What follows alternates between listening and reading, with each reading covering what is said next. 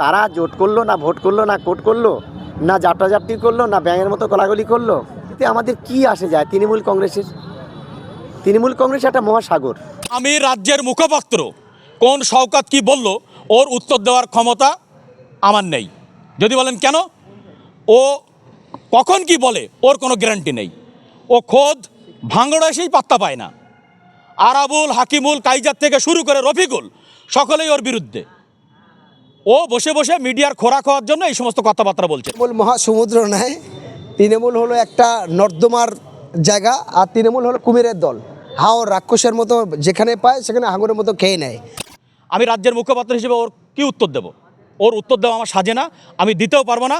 ওর উত্তর দেওয়ার জন্য ভাঙড়ে আমাদের যে লোকজন আছে তারাই যথেষ্ট। আমি কি উত্তর দেবো? তারপর শওকত মোল্লা তো একটা ক্রিমিনাল, সে একটা মাছের ঘেড়িতে থাকতো, সেখান থেকে দরওয়ানি করতো, চুরি করে কয়েক লক্ষ কোটি টাকার মালিক হয়ে গেছে এবং গোটা নদীর চরগুলো দখল করে সে খাচ্ছে। তার হাঙর নিয়ে গুন্ডা দল আর মস্তানি করে তার চলছে। সঠিকভাবে চললে শওকত মোল্লা গোল্লা হয়ে যাবে। আর এই সরকার তাকে পরিযায়ী শ্রমিক বলা হচ্ছে।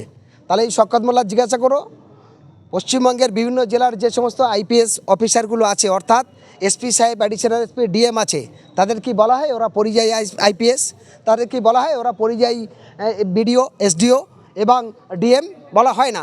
তাহলে এখানকার ক্ষুধার্ত মানুষ, যার বৃদ্ধ বাবা মা, যার স্ত্রী বাচ্চা ছেলে মেয়ে, তাদের পড়াশোনা এবং তাদের খাদ্য, তাদের পোশাক, তাদের ব্যবস্থার জন্য যখন বিভিন্ন রাজ্যে তারা ক্ষুধার্ত মানুষ কাজের জন্য যাচ্ছে, তাতে প্রাণ হচ্ছে, তাদেরকে পরিযায়ী শ্রমিক বলে তাদের ডিভাইডেড করে আলাদা করে দেওয়া হচ্ছে।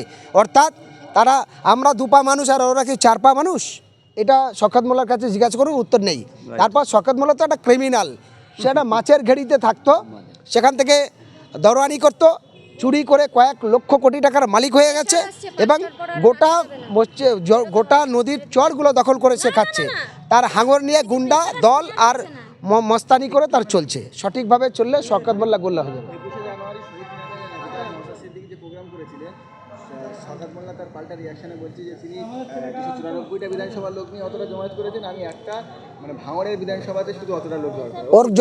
ওর যদি ক্ষমতা থাকে, ধুমকে চুমকে না করে সঠিকভাবে দিয়ে দিবে। আরে ক্যানিং পূর্বে যতগুলো মিটিং হয়েছে সবগুলো ভাড়াটিয়া মানুষ, এবং ভাঙড়ে যতগুলো হচ্ছে সব ভাঙড়ের বাইরের মানুষ, ভাঙড়ের মানুষ নয়। ফলে যদি অত লোক না দরকার করতে পারে, তিনি 16 তারিখে রিজাইন দেবেন। শুধু লোক জড়ো করতে হবে না, ওই যতগুলো নির্বাচন হচ্ছে কোনোটা সঠিকভাবে করতে পারি এটাও পারবে না। শওকত মোল্লা গোল্লা হবে। আবার সুষ্ঠু নির্বাচন হলে জেতা তো দূরের কথা, শওকত মোল্লা শুধুমাত্র 10,000 ভোট পাবে না।